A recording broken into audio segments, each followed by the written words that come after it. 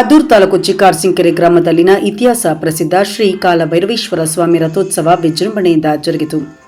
ಮಂಗಳವಾರ ಸಂಜೆ 4 ಗಂಟೆಗೆ ಆರಂಭಗೊಂಡ ಕಾಲಭೈರವೇಶ್ವರ ಸ್ವಾಮಿ ಮಹಾರಥೋತ್ಸವಕ್ಕೆ ಆದಿಚುಂಚನಗಿರಿ ಮಠದ ಪೀಠಾಧ್ಯಕ್ಷರಾದ ಡಾಕ್ಟರ್ ನಿರ್ಮಲಾನಂದನಾಥ ಸ್ವಾಮೀಜಿ, ಪ್ರಧಾನ ಕಾರ್ಯದರ್ಶಿ ಪ್ರಸನ್ನನಾಥ ಸ್ವಾಮೀಜಿಯವರು ಪೂಜೆ ಸಲ್ಲಿಸಿ ಚಾಲನೆ ನೀಡಿದರು. ರಥೋತ್ಸವಕ್ಕೂ ಮುನ್ನ ಕಾರ್ಕಳ್ಳಿ ಬಸವೇಶ್ವರ, ಬುಳ್ಳ ಕೆಂಪನದೊಡ್ಡಿ ನಿಶಾನಿ ಕಂಬ, ಮುಟ್ಟನಹಳ್ಳಿ ಏಳೂರಮ್ಮ, ಕಾಳಮ್ಮ, ಚಿಕ್ಕಾರಸಿಂಕೆರೆ ಹೊನ್ನಾರತಿ ಪೂಜೆಗಳು, ಛತ್ರಿ ಚಾಮರಗಳು, ನಂದಿ ಕಂಬಗಳು ರಥದ ಬಳಿಗೆ ಆಗಮಿಸಿದವು.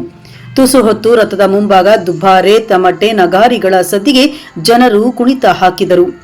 ನಂತರ ರಥೋತ್ಸವಕ್ಕೆ ಚಾಲನೆ ಸಿಕ್ಕಿತು. ಇದಲ್ಲದೆ ಡೊಳ್ಳು ಕುಣಿತ, ಪೂಜಾ ಕುಣಿತ, ದೊಣ್ಣೆ ವರಸೆ, ವೀರಗಾಸೆ, ಗಾರುಡಿ ಗೊಂಬೆಗಳ ಕುಣಿತವನ್ನು ಹಮ್ಮಿಕೊಳ್ಳಲಾಗಿತ್ತು. ರಥವನ್ನು ವಿವಿಧ ಬಣ್ಣದ ಬಟ್ಟೆಗಳಿಂದ ಅಲಂಕರಿಸಲಾಗಿತ್ತಲ್ಲದೆ ರಥದ ಮಧ್ಯಭಾಗದಲ್ಲಿ ಕಾಲಭೈರವೇಶ್ವರ ಸ್ವಾಮಿ ದೇವರ ವಿಗ್ರಹವನ್ನು ಪ್ರತಿಷ್ಠಾಪಿಸಲಾಗಿತ್ತು. ಈ ವಿಗ್ರಹ ಹಾಗೂ ರಥವನ್ನು ವಿವಿಧ ಪುಷ್ಪಗಳಿಂದಲೂ ಅಲಂಕರಿಸಲಾಗಿತ್ತು. ಈ ಸಂದರ್ಭದಲ್ಲಿ ಸಾವಿರಾರು ಭಕ್ತಾದಿಗಳು ರಥೋತ್ಸವದಲ್ಲಿ ಪಾಲ್ಗೊಂಡು ರಥವನ್ನು ಎಳೆಯಲು ನಾ ಮುಂದು ತಾ ಮುಂದು ಎಂದು ನಿಂತಿದ್ದರು. ಇನ್ನು ಗ್ರಾಮದ ಮಹಿಳೆಯರು ರಸ್ತೆಯುದ್ದಕ್ಕೂ ರಥೋತ್ಸವಕ್ಕೆ ಪೂಜೆ ಸಲ್ಲಿಸಿದರು. ರಥೋತ್ಸವಕ್ಕೆ ಬಂದಂತಹ ಭಕ್ತಾದಿಗಳಿಗೆ ಪಾನಕ, ಮಜ್ಜಿಗೆಯನ್ನು ಸಹ ವಿತರಣೆ ಮಾಡಲಾಯಿತು. ರಥದಲ್ಲಿ ಇರಿಸಲಾದ ಶ್ರೀ ಕಾಲಭೈರವೇಶ್ವರ ಸ್ವಾಮಿ ವಿಗ್ರಹಕ್ಕೆ ಭಕ್ತಾದಿಗಳು ಹಣ್ಣು ಜಮನಗಳನ್ನು ಎಸೆದು ಭಕ್ತಿ ಪೂರ್ವಕ ನಮನ ಸಲ್ಲಿಸಿದರು. ನಂತರ ಬಂದಂತಹ ಸಾವಿರಾರು ಭಕ್ತಾದಿಗಳಿಗೆ ಅರೆಕಲದೊಡ್ಡಿ, ಬನ್ನಹಳ್ಳಿ, ಹೊನ್ನಾಯಕನಹಳ್ಳಿ, ಕಾಡಂಕನಹಳ್ಳಿ ಕುಲ ಬಾಂಧವರಿಂದ ಅನ್ನ ಸಂತರ್ಪಣಾ ಕಾರ್ಯಕ್ರಮ ಕೂಡ ಏರ್ಪಡಿಸಲಾಗಿತ್ತು.